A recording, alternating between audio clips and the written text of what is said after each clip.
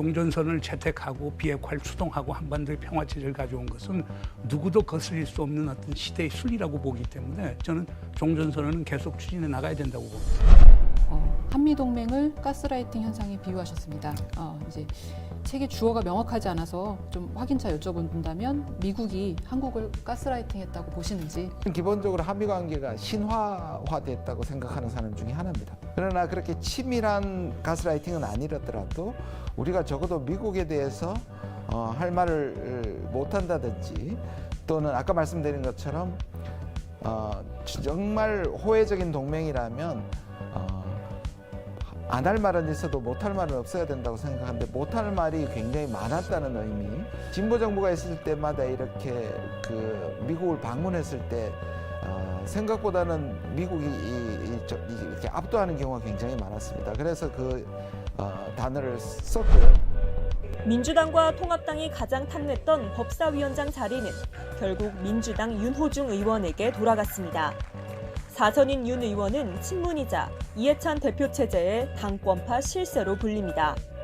특히 비법조인이 법사위원장을 맡은 건 지난 12대 국회 이후 윤 의원이 두 번째로 당내에서도 다소 의외라는 평가입니다. 자기가 재개발 계획 승인해놓고 내가 안 했다 이렇게 거짓말하는 후보 쓰레기입니까 아닙니까? 아닙니다. 쓰레기입니다.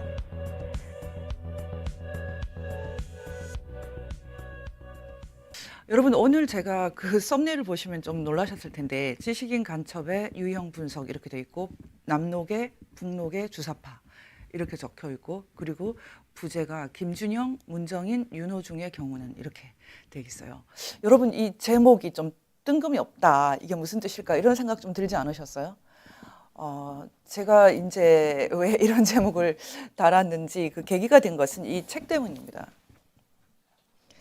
영원한 동맹이라는 역설 이렇게 되어 있습니다. 새로 읽는 한미 관계사.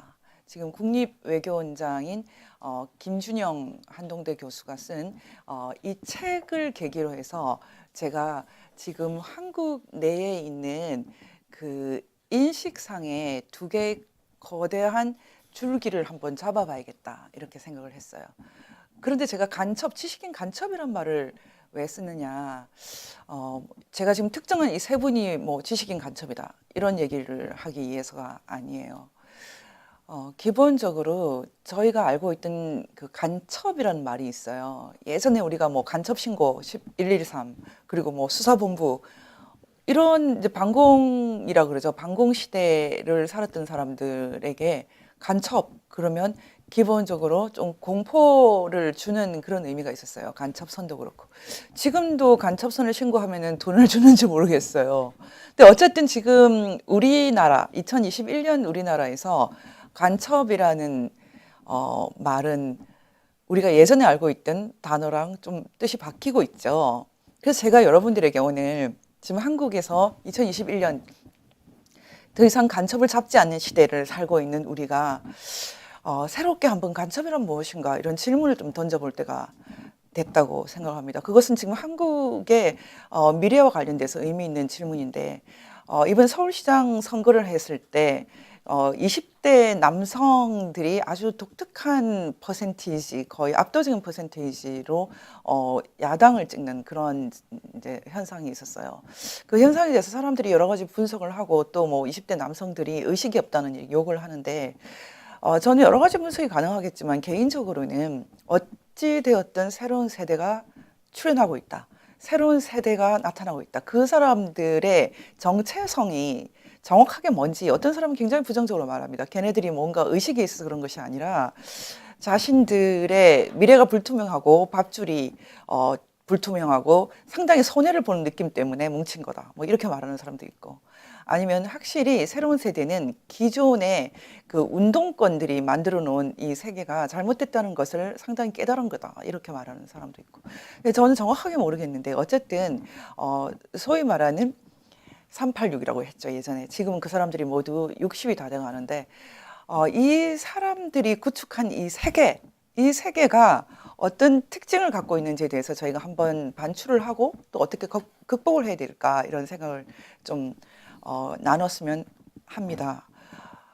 제가 사실 이 영원한 동맹이라는 역설 이 책에 대해서는 좀 고백을 하자면 좀 넘겨보기가 싫었어요. 그래서 제가 계속 이 책을 지난주에 사두고 이게 넘기기가 싫어서 계속 이렇게 머물러 있었어요. 가장 큰 이유는 이 책의 저자가 제 개인의 인생에서도 좀 추억이 있는 사람이에요. 좋은 추억이 아니죠. 제가 한동대학에서 4년 반을 가르쳤어요. 9학기를 가르쳤고 그중에 풀타임으로 반 그리고 반은 파트타임으로 이렇게 가르쳤는데 제가 한동대학에 있을 때 여러 가지 이제 그런 추억이 있죠. 그래서 제가 그 시절은 개인적으로는 좀 괄호를 쳐두고 좀 꺼내기를 굉장히 싫어하는 그런 시대입니다. 언젠가 좀 길게 얘기를 할 때가 올지도 모르겠다는 생각을 하고 있는데 지금은 그렇게 많은 얘기를 하고 싶지 않아요. 하지만 그렇지만 이 김준형 교수라는 사람은 제 7년간의 포항 한동대학에 있었던 그 시절에서 아주 의미가 깊은 사람입니다. 인상적으로 말하면 인상이 참 좋은 분이고 잘생기고 호남형이고 그리고 제가 보기에 상당히 부유한 중산층 가정에서 자란 교육을 잘 받은 그런 모습을 가진 분이었어요. 그리고 우연히 그분의 연구실에 한번 갈 일이 있었어요. 굉장히 매너가 좋으시고 끝까지 그분에 대해서 인상으로 제가 남아있는 것은 그 연구실에 있었던 향초의 냄새? 역시 후각적인 것이 상당히 기억에 남거든요. 굉장히 근사하신 분이고 멋지고 외모가 그리고 그 연구실에 있었던 향초 냄새가 풍기는 뭔가 문화의 냄새 이런 것들이 저한테도 인상이 좋아요. 하지만 그분을 만나고 오면 학생들이 계속 작용화가 되는 거예요. 근데 제가 이분에 대해서 개인적으로는 굉장히 쓴 기억이 몇 개 있는데 그 중에 하나가 저를 찾아온 탈북자 학생이 있어요. 그 학생이 김준영 교수 밑에서 수업을 받으면서 상당히 심각한 사람으로 바뀌었어요. 눈빛이 바뀌었고 저를 피했고 그리고 지금까지 만나지 못했어요. 저는 그 친구가 언제쯤 다시 제자리로 돌아올 수 있다고 생각해요. 그 친구의 누나도 제 제자고 그 어머니도 아는데 제가 보기에는 아주 잘못된 생각을 하고 있었어요. 그뿐만 아니라 많은 학생들이 김준영 교수를 만나고 오면 제가 생각할 수 없는 그런 방향으로 가고 있는데 제가 이번에 이분의 책을 보면서 이걸 꼭 다뤄야겠다 생각했던 것은 아직도 제가 사랑하는 한동대학에서 이 책을 교과서로 쓰면서 공부를 할 학생들이 있다는 것이 좀 소름이 돋았다 이런 생각이 있었고 또 하나는 국립외교원이라는 것은 그렇게 외교부에서 중대한 중요한 그런 기구라고 하기는 힘들겠지만 그래도 외교관을 교육시키는 곳이에요. 일종의 학교거든요. 사법연수원처럼. 그래서 외교관이 되는 그 입문의 과정에서 상당히 잘못된 것을 학습할 수 있다. 이런 두려움이 드는 거예요. 그래서 제가 이 책을 제대로 한번 다뤄야 되겠다라고 생각을 합니다. 근데 저는 이 책을 이 커버 투 커버를 보면서 느끼는 것은 예전에 우리가 알고 있던 그 간첩들의 생각과 거의 90%는 일치하는 게 아닌가 저는 그런 생각이 들어요. 그래서 제가 먼저 여러분들에게 우리가 익히 알고 있는 그 간첩들을 좀 분류를 해주고 싶어요. 일반적으로 제가 오늘 북록에 남록에 그다음에 주사파 이렇게 분류를 했거든요. 근데 보통 사람들은 간첩이면 간첩이고 빨갱이면 빨갱이지 그게 왜 분류가 되냐 이렇게 생각을 할 텐데 앞으로 한국 사회의 문제를 파악을 하시려면 여러분들이 이걸 좀 알아야 됩니다. 그리고 지금 제가 이건 분명히 말씀드리는데 국민의힘도 모두 좌경화 세력이 잡고 있습니다. 자경 세력이 잡고 있습니다. 가령 이번에 국민의힘에서 새롭게 부상하고 있는 그 국회의원은 떨어졌지만 김건식이라는 사람이 있어요. 그 사람, 하태경, 김건식 이 사람들이 사실은 이데올로그 역할을 하고 있는데 최근에 김건식이 대깨문과 태극기는 같다 이런 말을 했거든요. 대깨문과 태극기는 같다. 여러분 그것이 무슨 생각이라고 생각합니까? 그것이 전형적인 그 주사파들의 말이죠. 주사파. 범주사파들의 언어죠. 왜 그렇게 되는지 제가 조금씩 설명을 하겠습니다. 그동안 3년에 걸쳐서 주사파 문제는 여러 차례 다뤘는데 제가 여러 가지 일을 하다 보니까 본격적으로 이 문제에 대해서 얘기를 할 기회는 없고 곧 제가 책으로 여러분을 만나 뵙겠습니다. 그런데 중요한 것은 왜 이렇게 어렵고 복잡한 것을 우리가 계속 알아야 되지? 이렇게 많은 사람들이 생각하고 있다는 것입니다. 그것이 제가 지금 생각하고 또 느끼는 가장 큰 외로움인데 여러분 정말 우리 사회가 지금 겪고 있는 문제가 어떤 문제라고 생각하십니까? 한마디로 딱 규정을 하면 공산주의의 문제입니다. 공산주의자들이 저강도 전략을 오랫동안 지속하면서 사상전에 성공을 했고 결국 정치전에 성공을 해서 사실은 제도권을 장악한 문제입니다. 저는 이런 일이 벌어질 것을 30년 전부터 사실은 예상을 했습니다. 그래서 제가 할 수 있는 것은 제가 택한 것은 일단은 북한 문제를 정밀하게 연구하는 것과 그리고 북한 인권 문제를 국제사회에서 반인도 범죄와 제노사이드 범죄, 전쟁 범죄, 대형 범죄화 시키는 것, 이 전략을 저는 구사를 했고요. 또 하나는 저는 6.25 전쟁 문제를 인권 관점에서 연구를 하겠다. 그래서 제가 6.25 전쟁 납북자 문제를 거의 20년 정도 계속 팔로우를 해왔습니다. 전 두 가지와 그 다음에 한 가지는 그 주사파 문제를 다루는 것인데 이 문제는 생각보다 결코 간단치가 않습니다. 제가 지금 일어나는 문제가 공산주의의 문제고 공산주의냐 자유민주주의냐 이런 문제라고 얘기를 했는데 실제로 이 인식에 동의하는 사람도 많지가 않거든요. 저는 요즘에 VON에서 제발 VON은 많은 사람이 안 와도 좋으니까 좀 여기는 저희 좀 동지들만 남아주세요. 이런 식의 강짜를 잘 부립니다. 그 이유는 지금 정론 기능을 할 만한 언론들이 다 사라졌기 때문에 제가 사명감을 갖고 여기는 평화시가 아니라 전시라고 생각하는 사람들이 같이 공부를 하는 것이다 이렇게 생각하거든요. 그래서 저는 지금 제 강의를 듣는 분들도 지금 한국에 일어나는 문제가 공산주의의 문제라는 것을 분명히 인식하는 사람들이 들을 것으로 생각을 합니다. 그런데 많은 사람들이 공산주의 반대말을 자본주의다 이렇게 설정을 하거든요. 그러면서 자본주의는 돈밖에 몰라. 그러면서 상대적으로 공산주의는 뭔가 고상한 것, 뭔가 혁명은 뭔가 이런 것 좀 스노비시하다 그럴까요? 뭔가 있어 보이는 거 이런 것으로 이제 자본주의의 반대말을 삼거든요. 여러분 이건 정말 위험한 것입니다. 지금 오늘 제가 시간이 없어서 본격적으로 다루지는 못하지만은 다음에 꼭 제가 이 사람을 다루겠습니다. 한국 경제 3.0 시대로 가자. 이 책을 쓴 사람은 윤호중이라는 사람입니다. 윤호중 씨에 대해서 오늘 제가 본격적으로 다루지 못하는데 여러분한테 먼저 소개를 하겠습니다.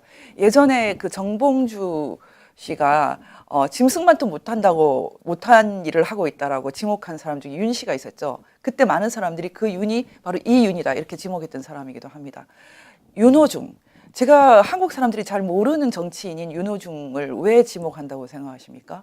이 사람은 돈하고 너무 깊은 관계가 있기 때문입니다. 이 사람이 그 지금 더불어민주당의 당권파의 대표적인 국회의원이고 거기다가 이번에 180석을 마련하자마자 법사위원장이 된 사람입니다. 여러분 이 사건을 주목하셔야 됩니다. 이 사람은 철학가 출신이고 전혀 법과 관계가 없습니다. 지금까지 법사위원장은 기본적으로 법률가가 한다라는 게 상식이었는데 비법률가 출신이 왜 법사위원장을 맡는다고 생각을 합니까, 여러분? 드디어 180석이 마련되었고 법을 쉽게 통과시킬 수 있는 상황이 왔기 때문이죠.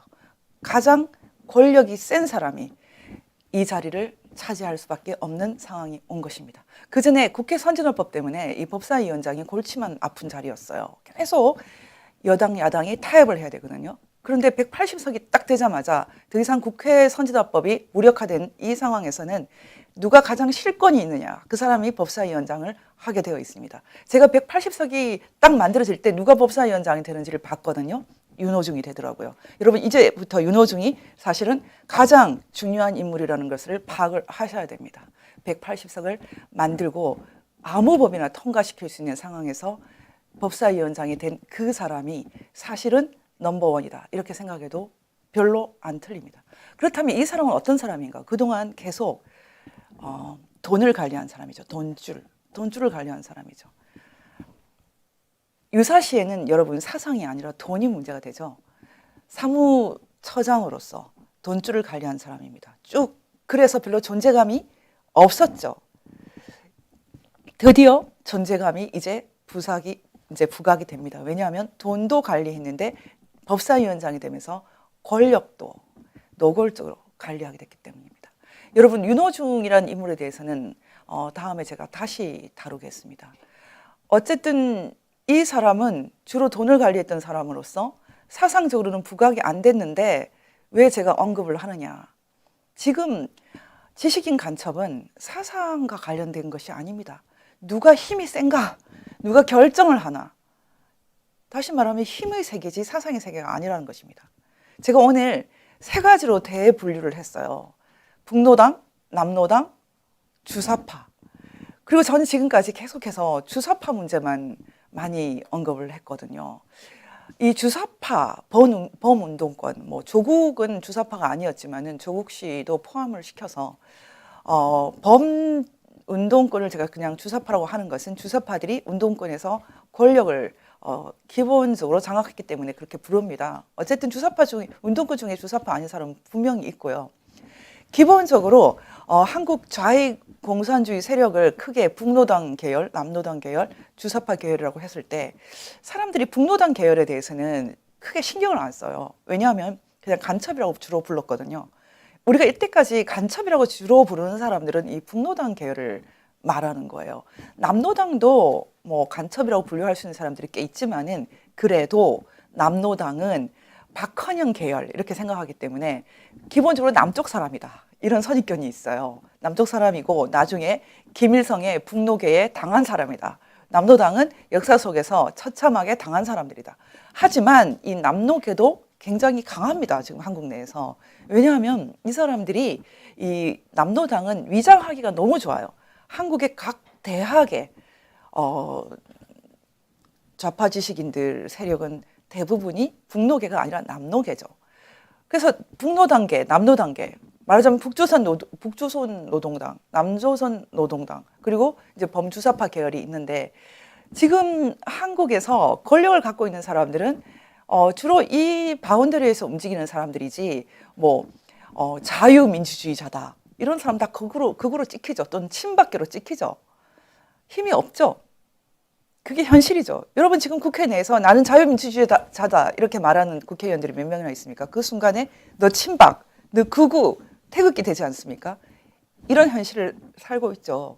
그렇지만 제가 미리 말합니다. 지금 한국 좌익 공산주의 세력이 한국을 다 장악한 것 같은데 그 착각인 거 알고 있죠? 제가 이건 먼저 전제로 깔고 시작을 합니다.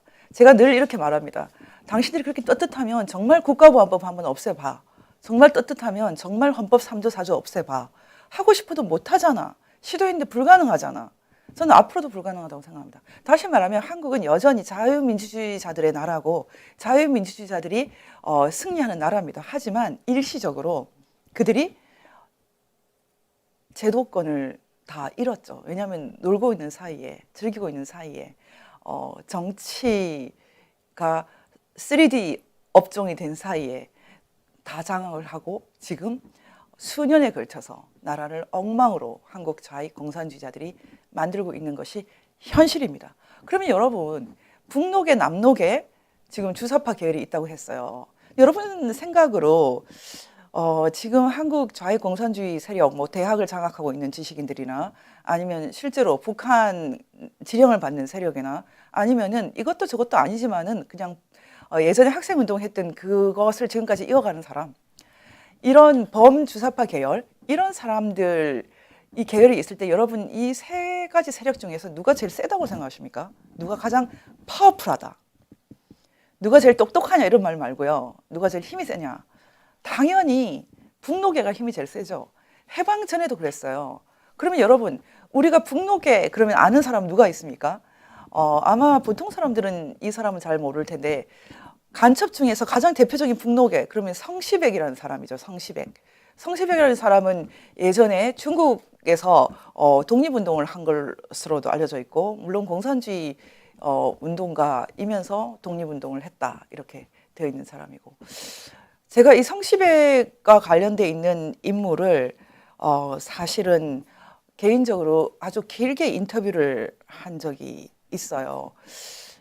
여러 가지 이 사람 개인에 대해서 설명할 게 많지만 제가 한 가지 딱 얘기하겠습니다.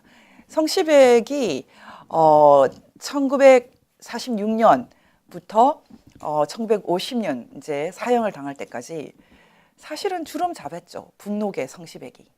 그리고 이 사람의 운전수랑 뭐 같이 이렇게 사형을 당했는데, 지금도 진짜 어둠의 세력에서 핵심은 이 북록입니다. 성시백은 김일성보다 나이도 더 많은 사람이지만 김일성과 손을 잡고 대한민국을 사실은 뭐 거의 장악했던 사람이죠. 그때 신문을, 조선중앙일보라는 신문, 강명일보, 뭐 언론을 장악을 해서 대대적인 그 선전 활동을 했던 대표적인 북록계가 있습니다.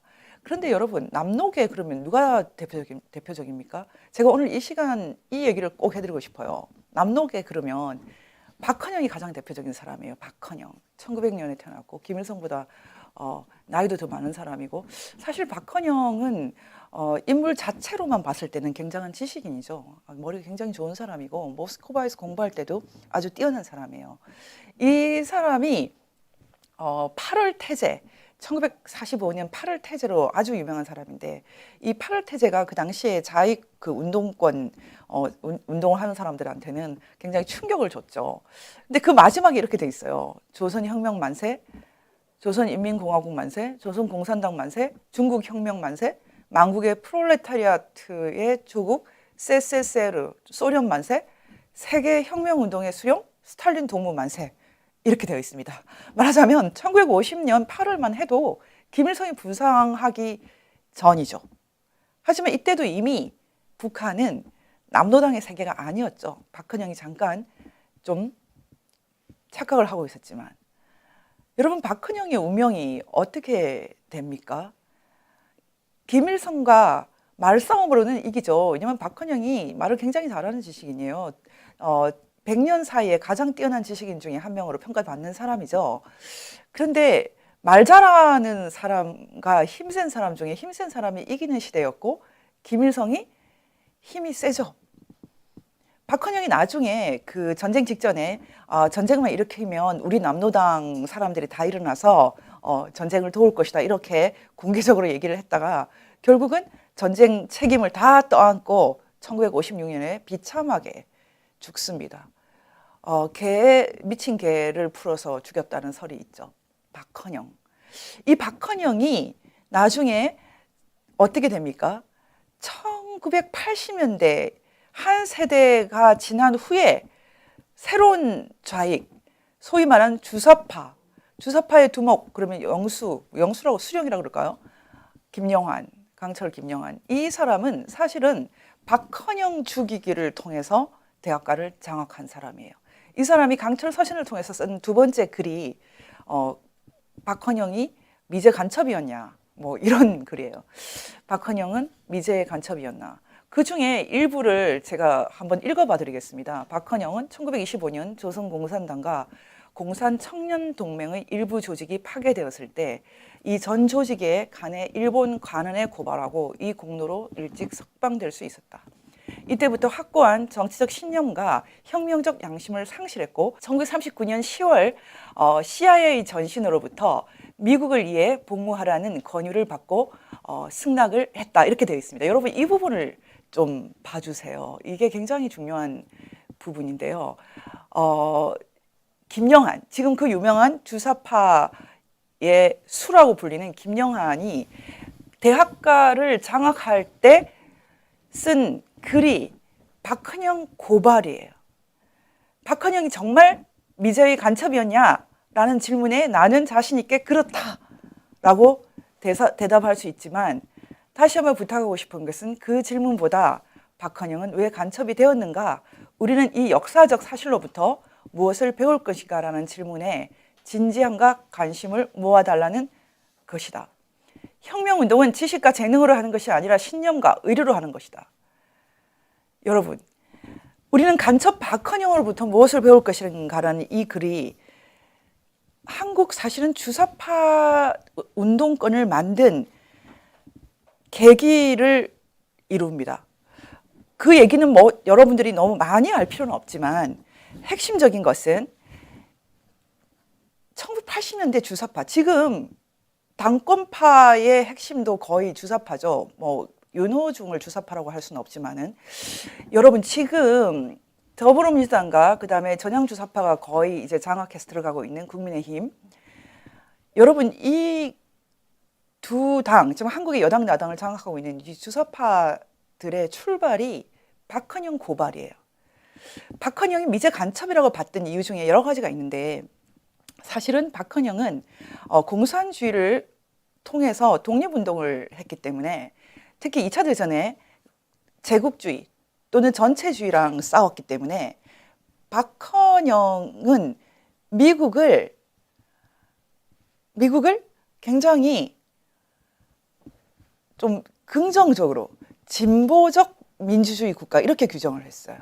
박헌영이 미국을 진보적 민주주의 국가 이렇게 규정을 했거든요. 그래서 박헌영의 그 8월 태제에 대해서는 부르주아 민주주의 혁명론이다 이렇게도 부르거든요. 근데 실제로는 프롤레타리아트 혁명, 인민민주주의 혁명론인데 어떤 면에서는 상당히 우파적이다 이런 비판을 받는 그런 논문이었어요. 근데 중요한 것은 그 당시만 해도 박헌영은 미국과 소련이 극단적인 양극화를 이루면서 투쟁을 해 나갈 것에 대해서 예상을 못한 것입니다. 여러분 이 대목이 굉장히 중요해요. 남노당 계열에 섰던 사람들, 그때 당시에 한국의 대표적인 지식인들이 많이 남노당에 그 협력을 했고, 지금 제가 아는 뭐 가까운 친구들 중에서도 가족 중에 남노당 활동을 했던 분이 여러 명이 있어요. 여러분 잘 아시는 이문열 선생님도 그랬고, 뭐 그 외에도 제가 예전에 신문사 했을 때 존경했던 유근일 주필 아버님도 남노당과 관련되어서 북으로 가셨던 분이고, 의외로 주변에 이런 가족이 굉장히 많거든요. 근데 여러분 자세히 보면은 뭔가 남노당 계열의 좌파들은 지식인이다, 먹물이다 이렇게 생각하는 경향이 있거든요.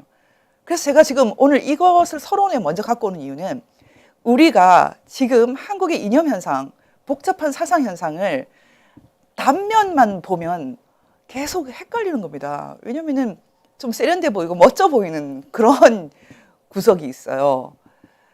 그런데 김일성은, 북노계는 기본적으로 이렇게 멋지게 말하는 세계, 이런 게 좀 무서워요. 그래서 지금 제가 북노당, 남노당, 주사파 이렇게 말을 했는데, 이 중에서 사상이 중요해라고 주장하는 대표적인 계열은 주사파, 그리고 남노당, 북노당, 이 순이죠. 그런데 그 내막에 진짜 들어가면 한국 좌익들의 세계는 실제로는 궁극적으로는 사상이 하나도 안 중요해요. 여러분이 이 얘기를 이해를 하셔야 됩니다. 지금 한국 현상을 이해하려면. 좌익들의 세계를 깊이 들어가 보면 결국은 돈을 가진 사람이 오야예요. 그리고 김일성에게 가까울수록 오야예요. 여러분 이 현상은 북노, 남노, 주사파 할 것 없이 공통된 현상이에요. 그래서 실제로는 북한 입장에서는 제일 우습게 보이는 계열이 주사파. 그럼에도 불구하고 주사파는 우습지가 않죠. 왜냐하면 대한민국에서는 한때 최고 엘리트 출신들이 많이 포함되어 있고, 지금 한국의 법조계 그리고 정치계를 주사파 출신들이 장악했기 때문에 남쪽만 놓고 보면 주사파가 아주 중요한데, 북한에서 볼 때는 주사파들은 애숭이로 보이는 거죠. 제가 여기서 한 대목을 꼭 말씀드리고 싶은 것은, 한때 주사파 운동권들은 자신들이 북과 관계가 없다, 우리는 북한에서 아무것도 받은 것이 없다, 이런 식으로 주장하면서 우리는 자생적 사상가다, 자생적 사상이다, 계속 이런 주장을 했거든요. 그런데 제가 1999년에 이 김영한 인터뷰를 통해서 이들이 전향을 하는 과정에서 제가 다 밝히게 됐죠. 이 사람들이 사실은 남파 간첩한테 그 포섭이 되어서 조선노동당에 들어갔고 돈을 받았고 김일성을 만나서 바로 그 힘을 벌어서 그 힘으로 한국에서 새로운 종류의 종북 주사파 정당을 만들었다. 이런 것은 이제 다 밝혀졌어요. 여러분, 제가 지금까지 계속 강의했던 것을 먼저 요약을 해드립니다. 이런 요약을 해드리는 이유는 지금 한국에서 제 동지가 별로 없어요. 노력했는데 안 생겨요. 지금 제 동지들은 다 자유를 공공재로 생각해요. 그냥 공짜 공공재. 가만히 있으면 숨 쉬면 되는 거. 없어지기 전에는 자유가 중요하다고 생각도 하지 않고 아이들한테 가르치지도 않아요. 집안에서 자유를 중요하게 생각하는 그런 부모들이 없고 또 가르치지도 않고, 왜냐하면 자유는 공기니까. 근데 지금도 그래요. 저희 집에도 뭐 가까운 이제 친인척 중에도 소위 말하는 대깨문들이 있거든요. 그래서 우리가 농담 반 진담으로 지금이 1950년 상황이면 얼북하시겠네요. 뭐 이런 식으로 얘기를 막 노골적으로 하거든요. 그러면 무슨 소리냐? 왜 얼북을 하냐? 뭐 절대 그거 아니다. 이런 식으로 막 얘기를 하거든요. 여러분, 지금 어떻게 생각하십니까? 정신적으로 다 월북한 사람들이죠. 대한민국에 살지 않죠. 대한민국 헌법과 대한민국 가치 체계를 누리지 않죠. 그 사람들은 자유를 공공재처럼 누리면서 사실은 자유를 파괴하는 생각을 바이러스에 걸린 것처럼 다 몸에 장착하고 있지 않습니까? 제가 보긴 그래요. 대깨문인 가족들이 대깨문에서 벗어날 때까지는 안 만나겠다. 제가 그런 좀 입장을 좀 정하고 있어요. 만나봤자 뭐 이렇게 불편하기만 하기 때문에. 저들어 뭐 극우라 그러더라고요. 극우. 아주 가까운 가족 중에도. 제가 웃었는데. 왜 이렇게 됐을까요, 한국이? 자유를 공공재로 믿는 사람들이 자유를 파괴하는 사상에 지금 바이러스처럼 걸려 있어요. 이 상황이 이제 여러분 언제까지 지속될 것 같습니까? 이제 한번 잘 보십시오. 저는 많은 사람들이 부정선거 얘기가 나왔을 때 이 21세기의 무전 부정선거냐, 많은 이제 지식인들이 그렇게 얘기했는데, 주사파들은 할 수 있고 남노당은 할 수 있고 북노당은 할 수 있어요. 그 사람들은 그런 거 하나도 어렵지 않거든요. 다시 말하면 지금 한국 내에 심각한 문제가 공산주의 문제라는 인식을 한국의 많은 사람들이 하지 않는다라는 것이 비극인데, 여러분 지금부터 이제 한국의 뭐 5천만 인구가 다 제 얘기를 동의하라는 건 아니에요. 전 적어도 3천 명은 동의해야지 한국에 살아날 수 있다고 생각합니다. 대부분의 사람들이 지금 자유를 그냥 공짜로 숨 쉬면서 공공재로 느끼면서 살아가는데, 사실은 자유는 공공재 아닙니다. 계속 싸우고 환기시키고 그 공기를 갈아줘야지, 자유의 향기를 갈아줘야지 유지되는 그런 거거든요. 지금 이제 좀 더 본격적으로 얘기를 시작하겠습니다. 지금 여러분 생각할 때 북노계와 남노계, 주사파 그 계열의 차이를 잘 봐야 되는데, 그 중에서 북노계, 남노계, 주사파의 공통점이 일단 하나 있어요. 모두 자기들이 혁명가라고 주장을 합니다. 또 공통점이 하나가 있어요. 두 번째는 모두 자신들이 사상가라고 주장을 합니다. 세 번째는 자신들이 모두 인민 대중을 위해서 봉사한다, 이렇게 주장을 합니다. 그런데 왜 이들만 들어가면, 북노계, 남노계, 주사파만 들어가면 인민일수록, 가난한 사람들일수록 더 가난해질까요? 가난한 사람들은 더 맛이 없는 걸 먹어야 되고, 강냉이를 먹어야 되고, 그나마 굶어야 되고, 돈이 없어 자살해야 되고, 왜 이런 현상이 벌어질까요? 북노계든 남노계든 주사파든 모두 다 악당이라는 거죠. 악당. 지금 악당들이 한국을 차지하고 있는데, 그 중에서 가장 심각한 악당, 양아치 악당, 북노계죠. 북노계는 김일성 키드죠. 김일성 키드들의 특징이, 이 사람들은 사람들을 깰 때, 꼬실 때 사상만으로 꼬실 수 있다고 생각하지 않습니다. 주사파는 사상 운동이라고 생각하고 사상적으로 훈련시킨다, 이런 말을 잘하거든요. 그런데 김일성 키드들은 절대로 그런 생각을 하지 않습니다. 이것이 북노계와 주사파의 가장 큰 차이입니다. 남노계하고도 굉장히 큰 차이가 납니다. 박헌영이 북노계를 절대로 이길 수가 없습니다. 왜냐하면 김일성 키드들은 사상 뭐 중요할 수 있어. 내가 5개, 6개를 갖고서 패를 들고서 니네가 중요한 거를 줄게. 아, 이 사람은 돈을 주면은 포섭이 되겠네. 이 사람은 가족을 가지고 협박하면 되겠네. 이 사람은 성을 뭐 제공하면 되겠네. 이 사람은 공명심, 명예를 주면 되겠네. 아, 이 사람이 주체사상을 중요하게 생각한대. 그럼 좋아, 주체사상을 붙여주지. 그 다음에 기독교? 그래. 일단 교회를 좀 지어가지고 북한에도 교회가 있는 것처럼 보여주면 되겠네. 말하자면 북노당에서 사람을 포섭할 때는 종류별로 골고루 사용합니다. 예전에 그 주사파 김영환이 김일성을 만났을 때 북한에서 사상가, 주체사상가라는 사람들을 보냈다고 하더라고요. 뭐 여자를 만나게 한다거나 뭐 기범조를 대준다거나 이런 일은 절대로 하지 않았다 그러더라고요. 그 얘기를 직접 들었어요. 근데 이 얘기도 다 반만 들어야 되죠. 나중에는 다 돈을 대줬죠. 큰 돈을 대줬습니다. 그 돈을 대줬기 때문에 김영환이 그 주사파 세계를 상당 기간 장악하게 됐죠. 어쨌든 여러분, 제가 이 시간 꼭 말씀드리는 것은 지금 한국 좌익 운동권 세계라는 것은 그렇게 고상한 세계가 아닙니다. 매수하는 세계입니다. 돈으로, 가족 협박으로, 인질로, 성어로. 한마디로 말해서 한국 좌익들의 세계는 약점 비즈니스예요. 그 사람의 약점을 가장 정확하게 파악하는 거죠. 아, 이 사람이 돈에 약한가? 이 사람이 성에 약한가? 이 사람이 명예에 약한가? 이 사람이 사상에 약한가? 이 사람이 종교에 약한가?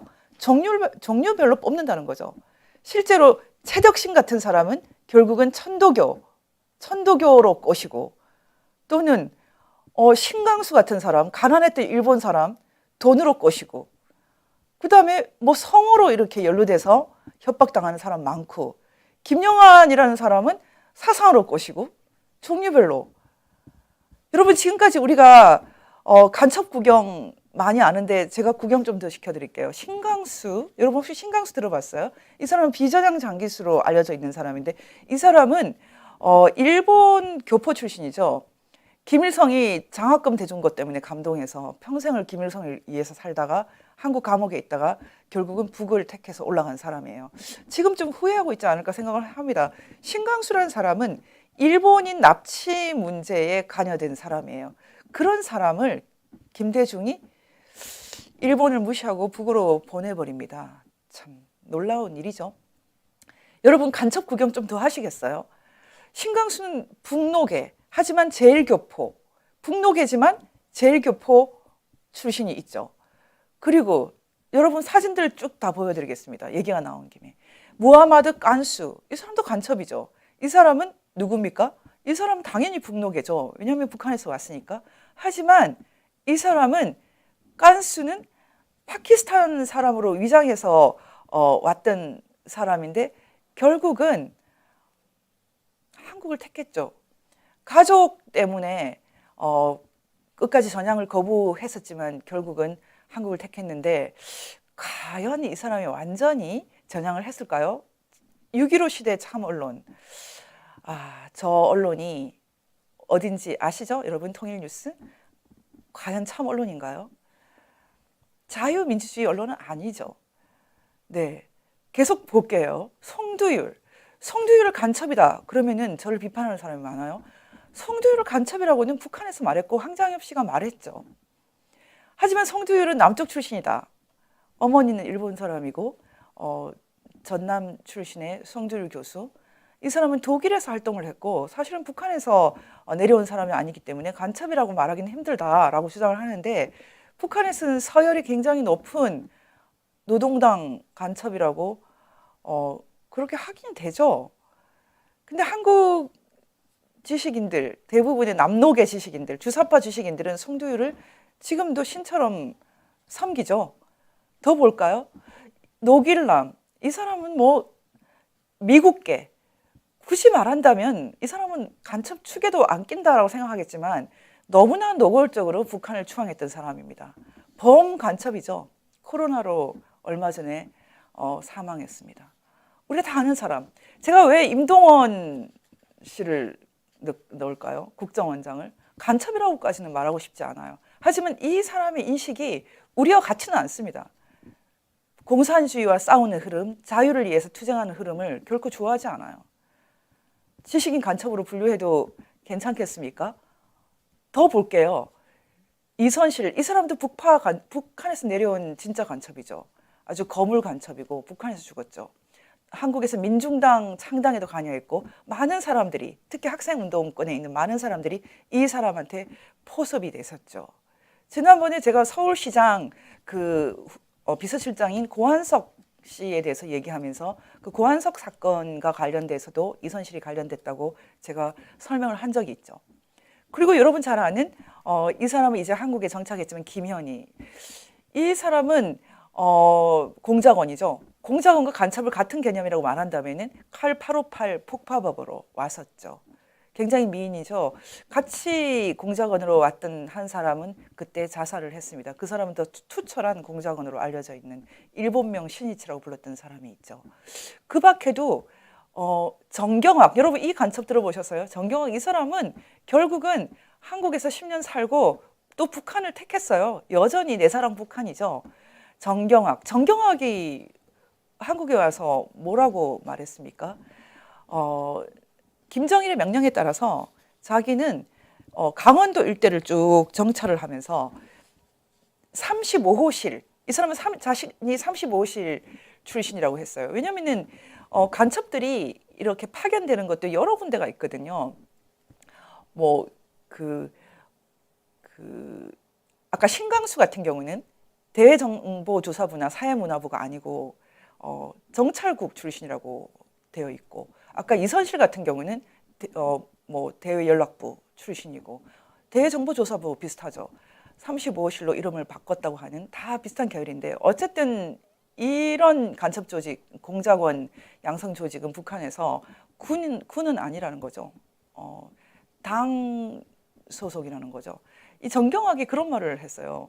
전시 정밀 타격을 위한 좌표 확인을 위해 동해안을 따라서 북상하면서 망원 렌즈로 울진 원자력 발전소 사진을 찍어서 북한으로 보냈다. 이렇게 말했거든요.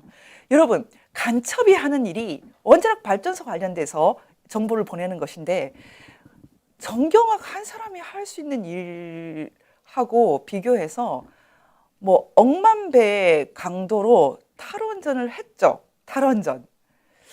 와, 이거 구분됩니까? 탈원전 하는 사람들하고 정경학하고 지금 구분이 되나요? 여러분, 이런 거 좀 생각을 해봐야 됩니다. 정경학은 외국인으로 역시 세탁을 해서 들어왔죠. 필리핀어, 보십시오. 자기가 필리핀어랍니다. 필리핀 사람으로 위장해서 들어온 간첩.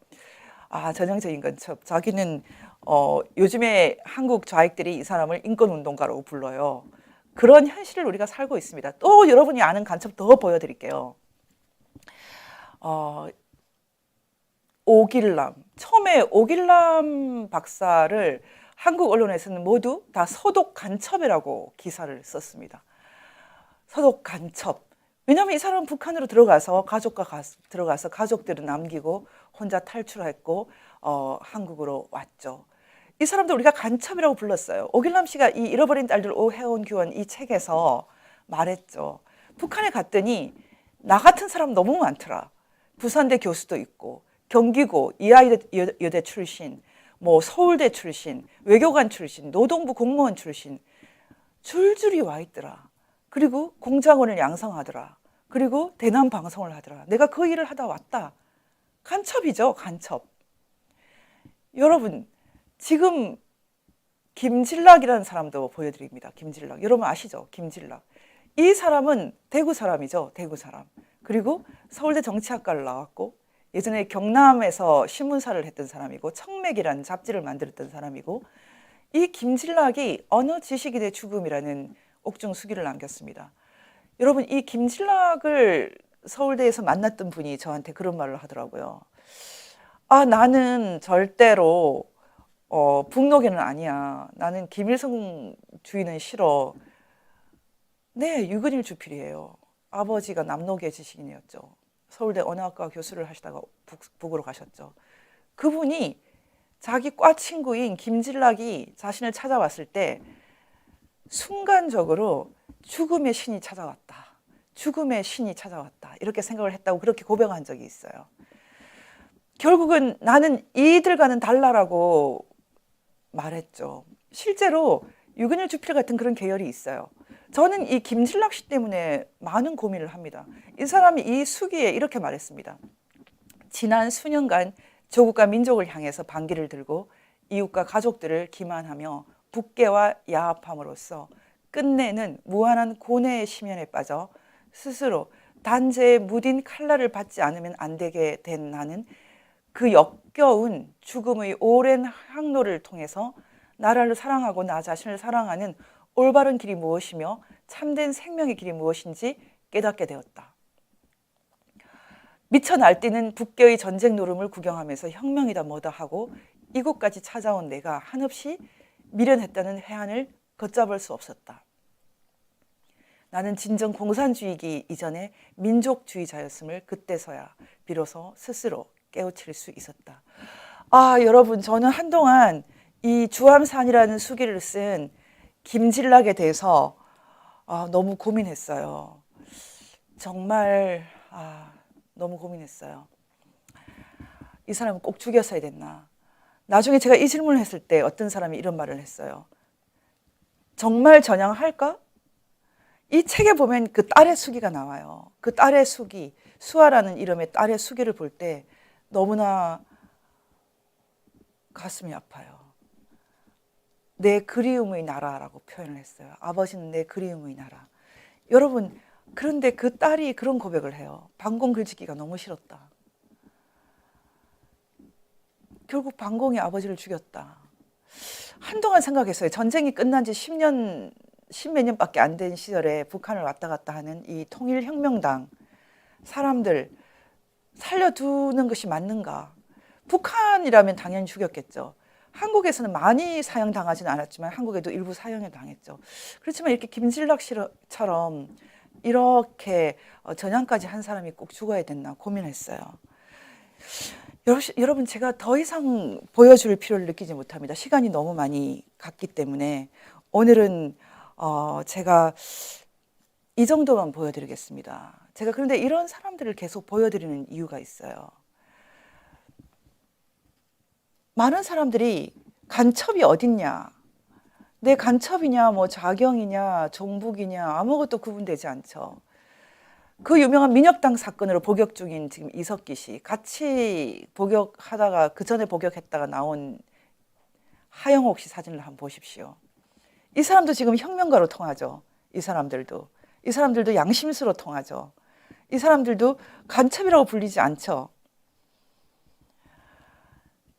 저는 이 하영옥 씨가 주사파 중에서는 그래도 가장 동정심이 가는 사람이에요. 개인적으로.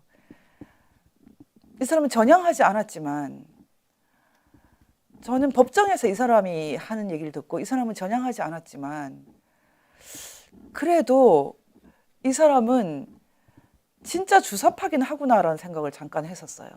그래서 칭찬이 아닙니다. 정말 사상범이구나. 이 사람은 돈에 매수된 사람은 아니구나. 이런 생각을 잠깐 했었어요. 많은 주사파라는 사람, 사상가라는 사람, 혁명가라는 사람들이 말은 고상한 척, 스노비시하게, 젠체하지만 알고 보면 대부분 다 돈과 명예와 성에 노예가 되어 있거든요. 너무 위선이죠. 좀 덜 위선적이라는 생각은 조금 했었어요. 오히려 전향했다는 사람들, 자신들은 뭐 근사하게 전향했다. 하지만 진짜 인권 개념도 몰라요. 조혁신만 해도 헌법 3조 4조를 없애자고. 그럼 북한 만들자는 거예요? 김영한 씨, 김정은이 개혁 군주처럼 북한을 바꿀 것이다. 최근까지도 그렇게 노골적으로 말하고 있어요. 도대체 진짜 바뀐 좌익이 누구인가요? 네, 이제 제가 사실은 오늘 본격적인 얘기를 하기 위해서 이렇게 길게 설명을 했어요. 그동안은 북노계, 남노계 또는 뭐 사상가, 혁명가, 뭐 좌익운동가 다 구분이 됐어요. 하지만 요즘에 구분이 됩니까? 제가 최근에 문정인 씨가 미국 편을 들면 큰일 난다. 뭐 초월 외교를 하자. 유체 이탈 외교를 하자. 이런 주장을 해요. 그래서 제가 어떤 분에게 물었어요. 도대체 이 사람은 실체가 뭐냐? 간첩이냐? 도대체 뭐냐? 그랬더니 문정인은 워낙 이슬람 자금으로 공부를 해서 이슬람을 위해서 봉사하겠다고 했던 사람이지. 궁극적으로 이 사람은 지금 한국에서 반미국, 반기독교, 친정부, 브로커? 이렇게 말했어요. 사상가도 아니고 브로커지. 하지만 이 사람이 서 있는 자리는 확실히 대한민국 편은 아니죠. 여러분, 간첩과 뭐가 다른가요? 저는 이게 좀 헷갈려서 질문을 드리기 위해서 이름을 같이 썼어요. 와, 한번 보십시오. 윤호중. 이 사람은 금고를 관리하는 사람이에요. 예전에 윤호중을 운동권 시절에 기억하는 사람들은 윤호중이라는 사람은 뭐 사상 공부를 시켰다기보다는 백에 만 원짜리를 빳빳한 만 원짜리를 들고 다니면서 배달해 주던 사람으로 기억을 하더라고요. 예전부터 지금까지 수십 년 동안 돈을 관리했던 사람인가 봐요. 그 돈이 어디서 나왔는지는 저는 몰라요. 어쨌든 제가 이 시간을 말하고 싶은 것은 여러분, 간첩인 사람들과 간첩이 아닌 사람들, 좌익과 그냥 좌익 지식인들과 좌파 지식인들 좀 구분됩니까? 이게 정말 구분되기를 열망하는 순진한 청년 같은 사람, 진중권이 소망하는 것은 난 종북 좌익은 싫은데 그래도 좌파가 있으면 좋겠어. 그런데 하나씩 전부 다 속물 아니면 종북이네? 이런 식으로 말하고 다니잖아요. 그럼 당신은 속물도 아니고 종북도 아닌가? 진짜 뭐 순수한가? 좌파인가? 순수 좌파가 무엇인가요? 진중권 씨한테도 물어보고 싶어요. 저는 당신도 그렇게 멋져 보이지 않아요. 결국은 정경심 씨, 뭐 조국 씨 도움을 받아서 취직도 했었고 그랬죠. 뭘 어떻게 해야지 진짜 멋지고 순수한 좌익이 되는 건가요? 진중권 씨한테도 좀 물어보고 싶어요. 요즘에 보수들이, 소위 보수들, 얼마 전에 제가 만난 분도 진중권을 열독하고 있다고 자랑하더라고요. 그만큼 저희가 지금 자유를 공공재로 느끼면서 아무리 비상이 되어도 진지해지지 않습니다. 진지해지지 않아요. 저는 그래서 한국에서 솔직히 고백하면 이 사람은 진짜 존경할 만한 사람이야 라는 사람이 별로 잘 보이지가 않아요. 한때 존경했던 사람들도 다 투철하지 않아요. 너무 속물이에요. 가슴이 너무 아파요. 나는 속물이 아닌가? 속물이고 싶어요. 저도 속물처럼 살고 싶어요. 자유를 그냥 누리고 싶어요. 그런데 그렇게 살기가 좀 계속 힘든 상황이 있어요. 언제나 이렇게 거친 싸움을 해야 됩니다. 제가 지금 말로 싸우지만 이 싸움이 쉬워 보입니까? 결코 쉬운 싸움이 아닙니다.